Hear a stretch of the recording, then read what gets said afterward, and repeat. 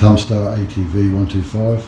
I've already removed the wheels, and I'm going to show you how to remove the rear axle and also how to adjust the chain.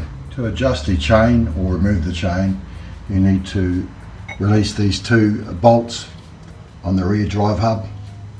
Once you have the two bolts released, then this is an offset cam, and to loosen the chain you knock the cam forward, and you'll see that there's notches out of the cam plate to allow you to do that.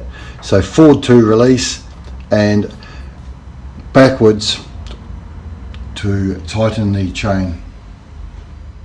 Once you have the cam plate knocked forward, the chain releases really easily. From there's two bolts holding on the brake caliper. Once you have those two bolts removed, then you can easily take off the rear brake disc.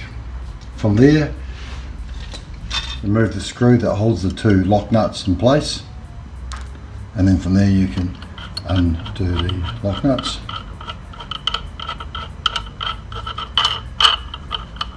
Once the two lock nuts have been removed, that allows you to remove the disc from the drive axle off the splines. And then I'm just going to slide the axle across,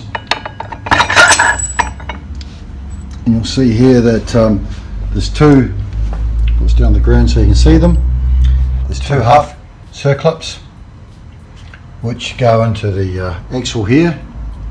You can see the recess or slot that the half clips fit into, and that just locates the sprocket on the drive shaft splines. From there, we're now going to remove the sprocket and then the shaft from the drive. You can now remove the axle from the drive hub assembly.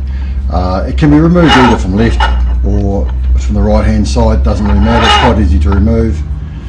Then once you have that out, that is the drive axle out of the bike.